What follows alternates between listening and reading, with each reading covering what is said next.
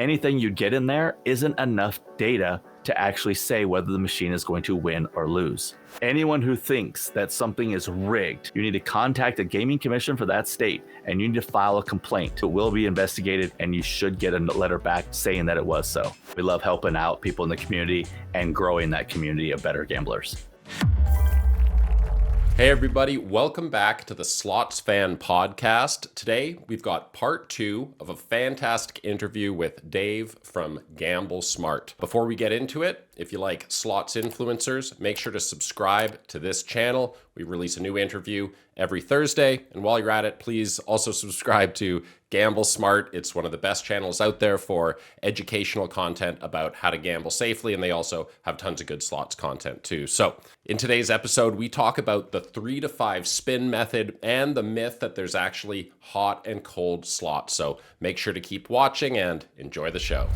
You know, we were talking about AI, and this is another part of the space that we're seeing it being used really effectively is like, once you use a player's card, you're like a known player to the casino, and responsible gambling is part of what AI is doing really well in terms of, especially true online, but it's tracking and identifying problem gambling signs much earlier and in a more effective way. And online, obviously, everything's tracked because you're logged in, but so many people aren't like known players to the casino and wouldn't benefit from some of those responsible gambling safeguards that are in place when it comes to regulated gambling.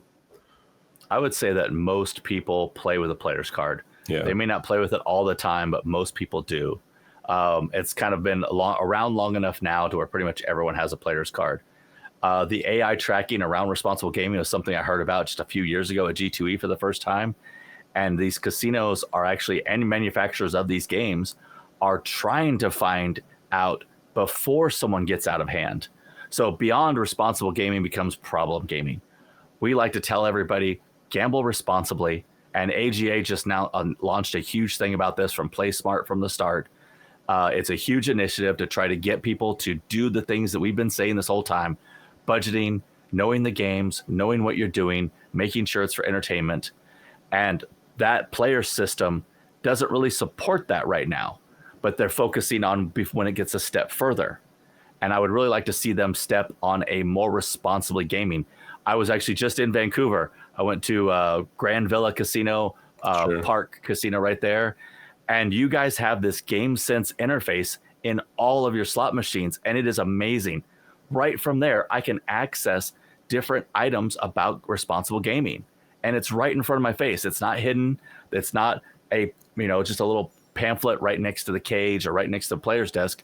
You guys have a whole little booth about it. Mm-hmm. And to me, that is what every casino needs to strive for, to cement that responsible gaming. Yeah, I think it's definitely the case that the casino industry understands that it's more sustainable and actually more profitable to help people not get to the point where they're going to stop playing for the rest of their life, and not to mention all the other social costs that come along with problem gambling. And it's definitely a real risk. So it's cool to see stuff like this getting more. It's almost like, they care, like you said before, they adopt stuff that impacts their bottom line in the short term the most. And I think people are coming around to the idea that it's actually it's better for everybody, including their bottom line, to take this stuff seriously.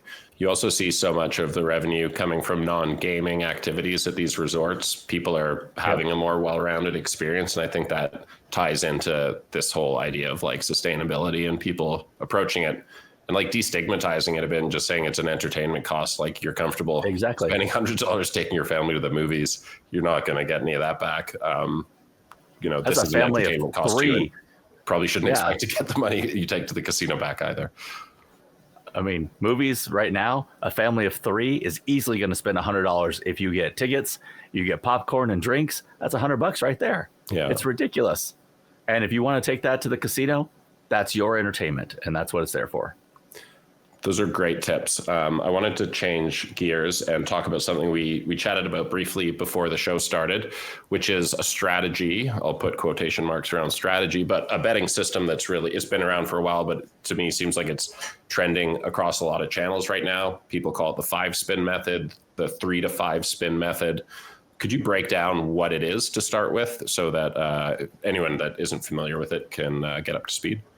So the 3 to 5 spin method is this idea that within 3 to 5 spins, you'll know if a machine is going to pay out. I don't know originally who started this. I know it's very prominent with a couple of different channels, and they really sort of push for that this is how you figure out if the machine is ready to pay. Now, I am not a programmer. I will say that right now, okay? I've been playing since I was 21. I'm now 50. I've played a lot, and I can tell you, I even own a slot machine, okay? This is a slot machine, and it is set to the highest payback possible on this machine. It's like 97 something percent, maybe 98.2. And I can spin this thing for 3 to 5 spins, and you wouldn't know a thing happened. You would literally not know anything. I could have 5 losses. I could have 1 win. There's no way in that short amount of data to gather to make an assessment. Anything you'd get from a 3 to 5, I'll even go to 50 spins. Anything you'd get in there isn't enough data to actually say whether the machine is going to win or lose. There's just not enough of a number of, like in statistics, you want big numbers. Big numbers average out so we can actually make an assessment. But you can't really do that in such a small window. You got to have more data to go on. Yeah. 3 to 5 spins is not enough. Now, if it works for you and that's what this is how I like to do it and I like to see where this happens. If it works for you, keep doing it. I'm not saying don't do it. I'm just saying you're not getting the data you think you are. Yeah. So I've seen a few variations of it, and it seems like there's lots of spins on this strategy. But a lot of the time it'll be like, do 3 to 5 spins at the lowest, maybe you have a range of bet sizes that works for your bankroll based on how much you're putting in.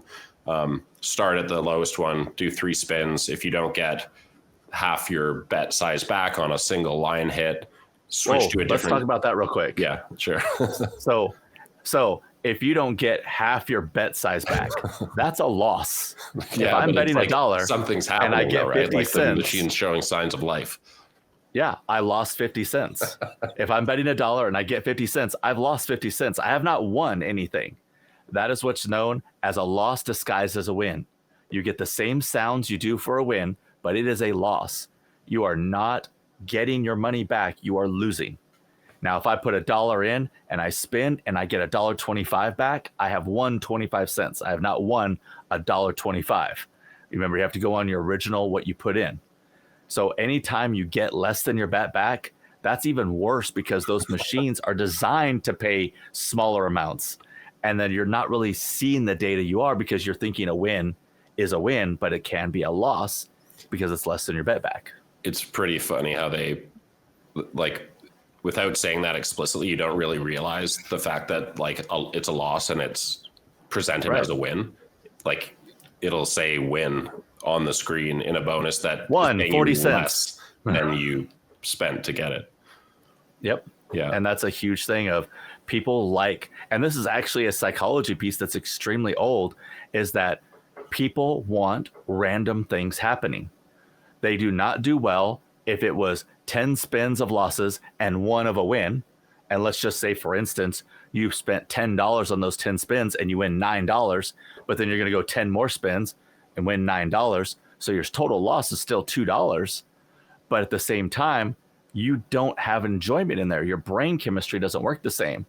So with psychiatrists and psychologists and everything else, casinos came up with how randomness should happen. I should say manufacturers did, because casinos wanted them. So we don't respond well if we have predictable wins. We need things that are unpredictable to make us respond better, to appeal and release that dopamine so we keep hitting. Yeah, like a variable feedback schedule or something. Yep. It's really interesting. I read a bunch of stuff about, like clinical studies, even with animals, about how it affects the psychology and motivation to do the activity. Pretty interesting. Yep. Same thing as rats. We are basically monkeys playing a slot machine. They might as well have electrodes hooked up to us to figure out what's going on. It sounds like a good slot machine theme. So in this method, they'll often change something if they don't see the activity that they want to see. There may be a different threshold for but essentially they're looking for like signs of life in the game. Like, are line hits happening? Am I seeing close call, like almost bonusing type stuff? Then they'll change the denomination or the bet size, or even move to a different machine. And so correct me if I'm wrong, but the reason this is not a real strategy in terms of like helping you win more is that every spin, regardless of whether you just changed machines, just changed bet size, just had 10 wins or 10 losses, every spin's completely independent of the spins before. Correct. And even if you could tell that the machine was trending way below EV or something, it still doesn't change the expected value of the next independent spin. Is that right? Correct. It's just like roulette. Each spin, each result is random. It's completely unknown. Now in roulette, it's a little bit easier because you know there's how many numbers there are on a wheel. Mm-hmm. So you can expect that it's going to be one of those numbers. In a slot machine, you don't really know what's happening on the back end to expect which number is going to win and which one's not. And the whole thing about a bonus being close, it's just an illusion. It's just tempting you. It's just hitting that brain chemistry to make you hit that button more. But there's no way of knowing if a machine is going to pay versus not pay. I sit down at a machine, I play to enjoy that game. Now, if it's something like Top Dollar, who I've played my whole life, I have an expected idea of how much that's going to happen. I know for a fact, because I've seen the sheet for it, that the double Top Dollar bonus is 1 in 42, 1 in 43 in that range. So I have an idea of what that's going to happen. Does that mean it's solid? No. I have played this game, and so has Mark, where we've gone 100 spins without a bonus. And that's when the point where you walk up and you go away, not thinking that in that 101 spin, I'm going to win. And that's the whole joke we have of 100% of gamblers stop playing before they hit it big. Because we got to stop playing at some time. We can't keep chasing. You know, you just can't stop. You can't chase your whole life. You got to stop at some point and realizing that if I'm playing 3 to 5 spins and I don't see the result I want, or I do see the result I want, and I play more and I get the spins, maybe I get what I'm looking for, maybe I don't, and I keep playing, am I really gathering the data I was looking for, or am I manipulating my play to get the data that I want to see? That's where I don't know. I'm not a degree in psychology. I don't know this stuff, but it definitely is one of those things where how the machines are built. They're built to apply to our baser instinct of winning. Yeah, I want to, I think it all ties into this idea of like, can you spot a hot machine, or is there a hot or cold machine? It's so prevalent, like game states aside in terms of like progressives and that kind of thing. There's no hot or cold machines, but I think it might have been Mark that was telling us about confirmation bias and how powerful that is. Yep. In terms of like you're noticing and you're remembering things that confirm what you want or already believe to begin with. And your brain's just like doing this without you even knowing about it at a really deep level. So I'd love to get a bit more into the hot and cold machine topic. But before that, I was watching videos about the 3 to 5 spins method, knowing that it's not a strategy for winning more. Every spin's independent. But as I watch people play it, I really feel like there's other value to doing stuff like this. And it's entertainment value. It's more fun and more interactive to have some kind of a system. And it's just like, it's an added layer of like something that you're doing. It's okay to also understand that because it's all random. It doesn't matter what you do, but it's more fun when you're doing something that's like interactive. And as I watched people doing it, I also noticed that they were playing slower because they were making changes. They were thinking about it. They were switching machines more often. And one channel that I like, Jackpot Famous, was talking about this, basically saying like, this isn't a strategy to win. It's a strategy to have fun and to add something different, and it'll actually stretch out your gameplay a bit. And I also like the fact that it kind of gives you a few shots. Like if you're changing the denomination and just hitting some spins at a higher bet amount, it's exciting because at least it gives you a small, like during those times, maybe a chance to get lucky and hit a big like multiplier at a bigger bet size than you would be able to sustain if you're just sitting there spinning forever, regardless of what happens. Do you think there's merit to that kind of like that idea of creating some meta strategy or structure that can actually make it more fun and maybe even extend your play? As long as your bet amounts don't exceed your budget, as long as you're not trying to chase those wins by going up in your bet amount beyond what your budget would dictate. If you only bring $100 to the casino, you cannot bet $5 a spin because you're not going to be able to play very unless long. You only have 10 minutes to spend at the casino, then it would be maybe good. That would be it. Yeah, because then that would fit your budget. But anything you want to do, you want to do 3 to 5 spin method, that's great. If you're having fun with that and you're enjoying it, but just don't push it as this is how I can tell the machine is going to win. Yeah. I do like when people bounce around machines because they're looking for something that's more enjoyable. And if using 5 spins and you leave a machine, but leave it because you're not enjoying it, not because it's telling you something or maybe not telling you something. And another thing is what I usually see on these people who do these spins, they stick to the same machine. They go from one Dragon Link to another Dragon Link. They're all Dragon Links. Now, if you went from, let's say, a Dragon Link over to maybe a Huff and Puff, and then over to maybe like a Syrian Sevens, and then maybe something else, then you're going around and you're experiencing different games. But if you're looking in one bank of games, one type of game for that game that's winning, you're not really going to find it. You're not going to be able to exploit anything on there, except for slots that are advantage slots. Then you can do that, but they're very much hard to do now. I just got back from Vegas, and there are the advantage slot players all over the place. They're the same as they are up here at WinStar. They have one AirPod in. They're usually working 2 to 3 to 5 people, and they're combing the area. Okay. And I actually said to one, because I was playing Regal Riches, and I just saw like, oh, I'm done playing this. And it was very positive on the wilds, which is one thing they use. Okay. And I told one of the guys, because I saw his headphones, like, hey, if you're looking for a machine, it's right here. And he's like, what do you mean? Oh, it's, you know, it's like 75. It's like 74, and it triggers at 75. So Okay. let you know. And he's like, oh, okay. Like he was acting like I didn't know what I was talking about. What are you talking about? As soon as I turn around, that guy's sitting at that machine and playing. And I'm like, I knew what you're talking. I knew what you're doing. It's okay. You know, that's your thing. You want to have fun like that. That's great. Well, I gotta follow up on that. I mean, I think I'm so curious if that, like, are these players that you're describing exploiting a real thing? Are these like different game states that are legitimate? Maybe you could like fill us in on what advantage slot play really looks like and how it's used these days in casinos. So let me first tell you what's not advantage. So there's 2 types. There's perceived persistent and persistent. Okay.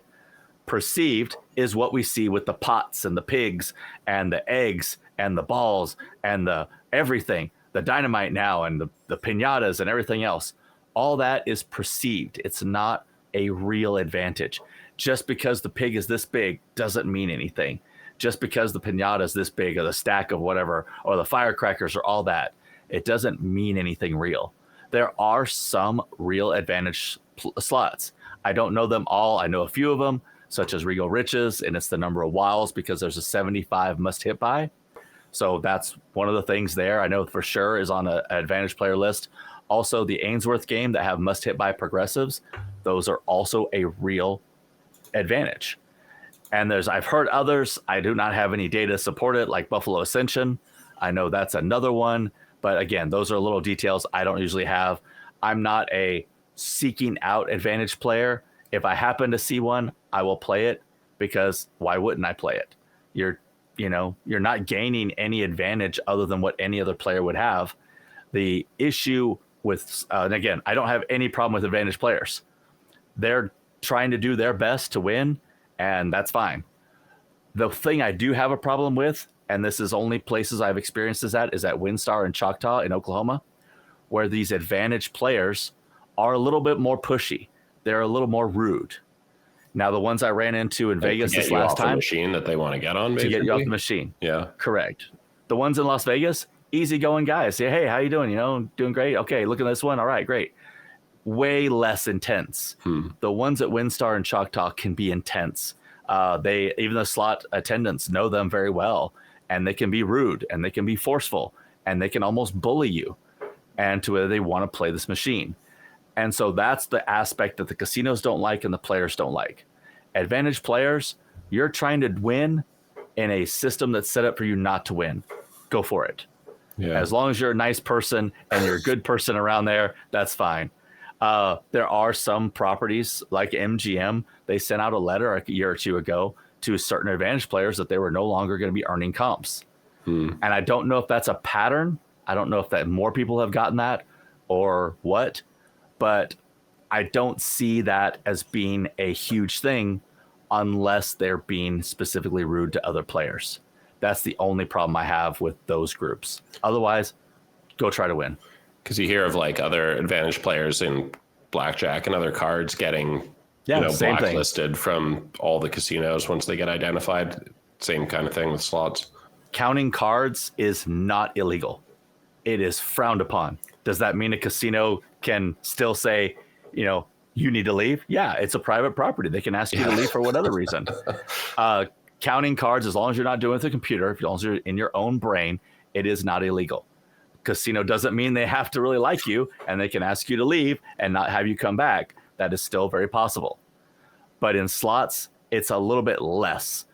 Counting cards in a single deck blackjack or even a 3-deck, I know there's some people who can do it. Counting cards like that gives that player a good advantage over that game, over the house. The slots, a limited advantage over those games. So you're still having to try to get that different bonus to occur. And it can possibly take more money in than what the bonus pulls out.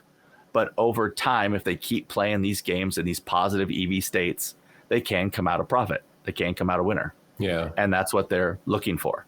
And I don't blame them at all. They're just doing the best they can against the system. So it's mainly like must hit jackpots and stuff where you can calculate that anything with a must hit buy. You're going to get better than even money odds on. Doesn't mean you're going to win. And any advantage players out there, I know I'm messing this up, and I know there's tons of other advantage games. I only know of a few. I'm not a huge advantage player. Tell us so in the comments. I'm just going over the ones I know. Yeah, you're going to tell me, well, you missed this, you missed that, blah, blah. Yeah, I know I did. And also, everyone feel free to argue with any of our points in the comments, because I know people have lots of opinions about this stuff. And it's, I don't know, it's fun. Like slots, besides...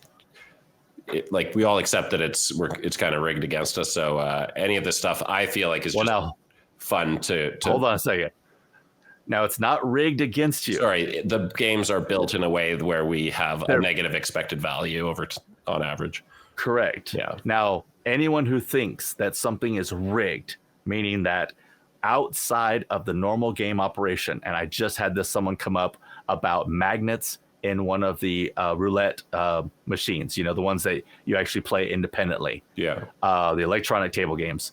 They actually said there's magnets in there to influence the outcome. If this is something you really believe, this is something you feel that you're being cheated by a casino, you need to contact the gaming commission for that state and you need to file a complaint. It will be looked into, it will be investigated, and you should get a letter back saying that it was so. That's interesting. If that is the way you really feel, make sure that happens. Because I've seen this happen. I've heard this happening. I have seen the magnets in this machine. It is impossible for you to see anything in the machine because there is a dome over the top that you cannot see underneath and you cannot get to. If you happen to see when they're fixing it, how do you know everything that's in there? I fix these games right here as part of our channel. I fix these games up and sell them. And there's so many parts in there, I couldn't tell you everything they're doing because that doesn't mean necessarily that they're being rigged to cheat. And I think that's where people get hung up a lot of is the casino's cheating me. The casino is telling you, here's what is going to happen. You're going to lose over time. That's it. And we still go to play. Yeah, it's probably that confirmation bias again, right? If you have a bad experience and you're now looking for reasons to think that you're getting cheated, then, these kind of create, it's like in online poker. Any online poker comment section and forum is just full of people like, it's rigged against me every time I get, a straight, someone's getting a flush. But yeah, randomness comes up with some crazy outcomes all over. It does. This AP player, like advantage player in slots concept's really interesting to me. You mentioned like teams of people working together. Are these organized groups that are like splitting, kind of moderating the volatility of the whole thing by working together, or what does that look like? I don't know a ton about it. I just know there are a bunch of websites. There's a bunch of Discord groups and all that. There's places where you have to pay to be part of, and then they share things when they're in a positive state, or they share information about new games and all that. It's a whole different world that I'm not really a part of. There are a lot of advantage players out there who really do well. And however, there's a lot of problems with doing well as well, because if you're in a regular guy just walking around and you're wanting to play a game, let's say the Ainsworth game with the must hit by progressive, and you're never seeing it to where you can actually benefit from either the major or the minor, how often are you going to play that game? Probably not as much, because when an advantage player comes by, they look at this, They know it's in a positive state, and so they go after it. And now it's popped for the regular player. So that's where the casinos have a problem with, is those regular players aren't getting the same experience as the advantage players. Again, not knocking advantage players. You're taking advantage of the system, and that's what the system is there. If they wanted to make rules for it, they would make rules for it. Yeah. So if it was something that was so bad, there would be a rule against it. And right now there's not. It's interesting to hear you say that this stuff where people are actually intimidating regular players off of the machines, that really happens. I was at a conference and it was like casino industry people who were talking all about this on a panel. And they're like, advantage players are bad because they're like doing all these terrible things to get people off the machines. And then I was like, oh man, that's really crazy. And then the guy next to me in the audience is like, that's BS, man. Like, that's just what the casino people say because they don't want advantage players winning money in the casinos. So it's interesting to hear that you have some experience with that. And, I feel like that kind of behavior is like unacceptable for anyone. So it's kind of separate from the advantage player argument, maybe. And I've been in several webinars about industry casinos and industry operators and manufacturers about advantage games. And it was the industry that made these games. Yeah. If they absolutely didn't want these games out there, they would pull the games, but they're not pulled. They're in the casino, so they're there to be played by anybody. And that includes advantage players and non-advantage players. If it was really that big a problem, the casinos would pull the machines and then manufacturers would stop making them. So that's kind of what I believe. As long as the system is there, players are going to exploit it to make money because they're taking back from the casino. It's interesting how it happens in every space. So if people can find an exploit, then they're going for it. Like I was reading these stories about like scratcher advantage groups, like syndicates that will go and they'll figure out when a winning lottery ticket's still out there waiting to be sold. And they'll go and buy like hundreds of thousands of lottery tickets or scratch and wins to go after like one big jackpot. Pretty interesting. Yep, it's the same thing. Those groups for the lottery tickets, they figure out that there's a positive state. Even if I spend $990,000 to win $1 million, I've still netted $10,000. That doesn't sound like an easy way to make money. Sounds tough. It's not an easy way, but it's a profit. And so that's the way it works anywhere. Whether it's the Monopoly game from McDonald's, whether it's scratch off tickets, whether it's, back when I was a kid, it was the inside the 12 packs of Coke. You open it up and you got like Coke Cash or whatever it was, or a CD and all that. So what did you see at grocery stores? A bunch of them ripped open because the stuff was inside there.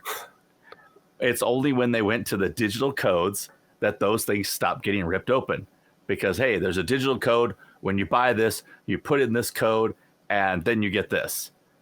Well, now that's way more like what it is, a QR code or whatever else. But again, when I was a kid, there were CDs inside Coke machines, Coke cans, Coke bottles, the packages. Yeah. So there were tons of them were ripped open. They put money in there, not actual cash, but Coke cash that could be exchanged for other things. And all this stuff was done. If there's a way to exploit it, people are going to exploit it. That's human nature. You hear these stories from back in the day when slot machines were all mechanical, where people are using actual devices to. This is not advantage play. It's just like cheating or tampering or whatever. But pretty interesting stories from back in the day, how innovative people are to exploit like vulnerabilities in systems like that. One of my favorite ones are when coin-op machines were still a thing. A guy came up with a light wand. It was just a stick, basically a fiber optic stick with a light at the end. And he would put that up the coin reader to fool the coin reader so it kept on playing. So even if he only got like 10 coins as a win, it would just keep dumping out because the sensor wouldn't know how many coins fell. Yeah, that's wild. That kind of thing. That's what now, bam, we don't have coins anymore. Why? Because they're tired of coins breaking and people exploiting them. So it's just one of those things. It's what happened versus what the answer was. Cause and effect. So are we going to see the same thing with advantage play? I have no clue. I'm not in the manufacturing. I'm not in the casino. I don't know what's going to happen. I just know that there's a system here that they're trying to figure out, and I don't know what the solution is going to be. It's so interesting. Whenever you make better security, someone comes up with a better exploit. They'll be like AI visual detection systems that are monitoring all the machines and telling you which ones are in different states. I'm sure. Especially with all the glasses that now have cameras in them, No doubt. and maybe have even the, this display in front of them so you can go around. And this is purely speculative on what you said, with AI doing it, but that's very possible in the future, where you look at a machine and it collects all the data for you and it tells you what the situation is and all this stuff. Can it happen? Maybe. I don't know. That's for future us to figure out. That's a problem for tomorrow. Exactly. That's a problem for the next people. Well, Dave, I can't wait to have you and Mark both back on the show. Every time we talk, it just seems endless what we can explore, and we're so grateful for all your experience, and all, how generous you are with all your insights. So thank you so much for coming on the show again. And I just want to tell everyone again, Gamble Smart is a must-follow channel. There's no end to the amount of value that you're going to get by subscribing to Dave and Mark's channel. So I really encourage you to use the link in the description and head over and check out some of their content. But I think I'd like to wrap it up there, Dave. Thank you so much for another awesome interview, and I'm grateful for the time with you, man. That was really fun. Thank you, Matt. Really appreciate being here. Anytime. We love talking, as you know, and we love helping out people in the community and growing that community of better gamblers.